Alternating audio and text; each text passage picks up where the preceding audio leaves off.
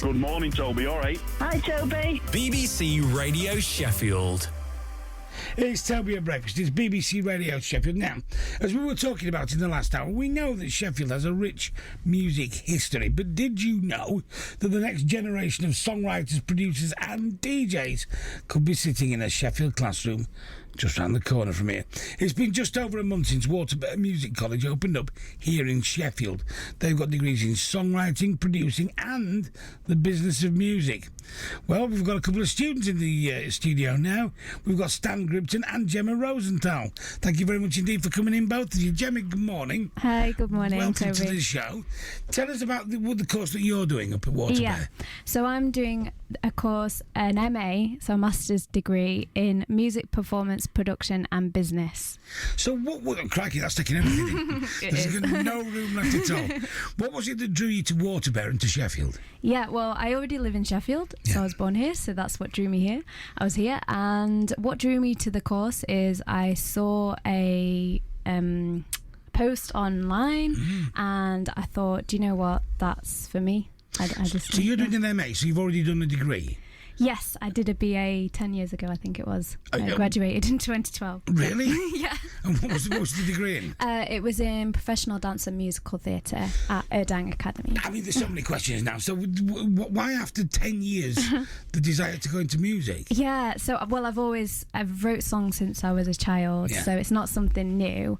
It's just, so I'd trained in singing and performance. I've done a lot of theatre work and film work. But I just thought, do you know what? I want to get my songs more out there.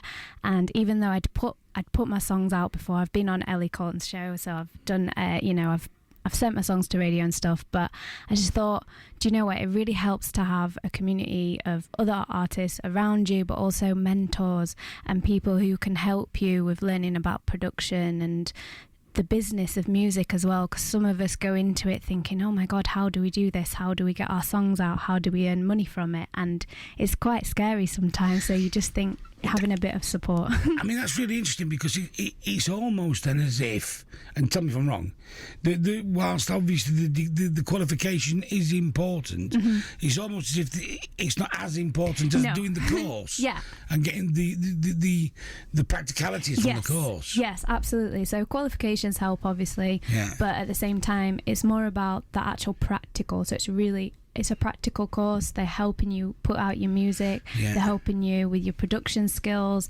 and just having that support around you. I think that's really, really important. And when I saw the course, I thought, yeah, this is going to help with all those skills and making sure that you're doing the right thing. Absolutely. Stan, let's come to you and talk about what course are you doing? I'm doing a BA in production and DJing. Right, fantastic. So much the same, music production, the business side of it, and then DJing as well. So what was your thought process? What's got you to where you are today? Well, much the same. I've kind of always done music, and I saw a post online and I thought it looked great, a great opportunity. They have different learning techniques to most universities and schools, and that really attracted me to it. So I thought I might try and get in, and it worked, and now I'm really enjoying it. Some people may think, and I think this might be a slightly outdated view, I think in fact it is, but some people may think, well, hang on a minute, surely this is rock and roll. Surely this is, rock and roll isn't about sitting in a classroom, it's about chucking tellies through windows and doing all that kind of stuff, and forcing your way onto the national scene.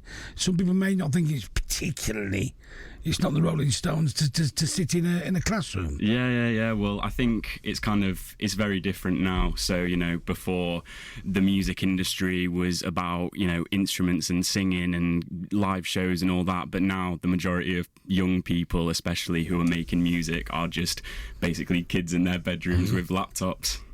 which gives you everything. I mean, if you've got GarageBand, you can put out one album, can't you? Yeah. You really can. Do you feel, I mean, where you are up there, you're within, I don't know, 100 yards of Steelworks, where Elliot Kennedy produced the Spice Girls and Bryan Adams. In the next door studio to Elliot is the Human League studio, which put out everything that was any good in the 80s. Do you feel that kind of history in Sheffield? Does Sheffield feel like a musical? Yeah, I'd say so. I'm sure you agree, but Yeah.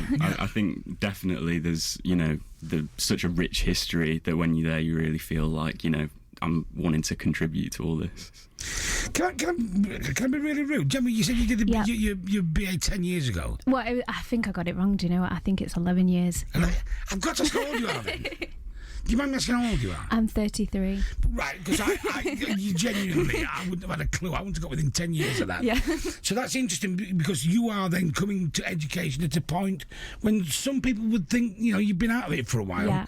And I think that's really interesting. Yeah. And believe me, I have nothing but admiration for that. Thank you. But how does that feel? It feels really normal because I've been in. I always learn, so I'm always doing online courses. I trained as a life coach, so I'm always doing learning. It's comfortable for me, so I think I feel very at home in classrooms. I also taught dancing at a lot of schools in Sheffield and taught musical theatre. Had one of my songs in a local musical a few years ago. So I'm very comfortable in those kind of situations, and I think education is so important, especially in music, because like I said before, a lot of us come into it and go, well, I know how to sing, like myself. I knew how to sing, I knew how to write songs, I knew how to put together a song to produce, but how to get the technology sorted, how do I put a song out? I didn't even know how to put a song on Spotify, so I've been writing songs for a very long time. I think 20 years or something. I started when I was 10 or something. Again, my numbers are not not great, but I guess what I'm saying is that you can be an amazing singer, you can be an amazing songwriter. If you don't know about the business, if you don't know how to produce your own songs and put them out there at a professional level, how are you going to get anywhere? If you don't have the contacts, you could be the best thing since Spice Girls or Adele or whatever, but no one's going to hear you if you're not with the right people. And I think it's really important that you recognise that, and I think it's really exciting today, the way that people. When I kind of left school, you were supposed to just get a career, and I yet to find mine, and I've been left a long time. But you was just supposed to come out and get a job, stopping that till you pegged it, and that was it, fine. And I love the way now that people are finding the kind of transition between let's go to work for a bit, and then learn for a bit, and see volunteering, and just the way that people's careers have changed. I think it's really healthy. I think it's fantastic. I really do. Yeah. And recognising that with the best in the world, there's lots and lots of talented people out there. Exactly. You need to fill that armoury up, don't you? Yeah. Are you from Sheffield as well, Stan? I am, yeah. I mean, that's the other handy thing about this is it's right here on the doorstep, isn't it? Yeah, exactly. Was that? Because I mean, going to how old are you, Stan? I'm 21. 21. So going into learning, it's an expensive process, isn't it? Yeah, definitely. I mean, these are still 10 grand a year courses, I'm guessing. Yeah. So is the fact that it's in Sheffield, did that have a bearing on your decision? I'd definitely say so. I mean, I heard about the one in Brighton and looked into that, and then saw that they were opening one in Sheffield, and thought it's so good because the course looks amazing and it's right on my doorstep. So yeah, that definitely was a driving factor. Brighton is a brilliant city, but you can't drive around it. It's too packed.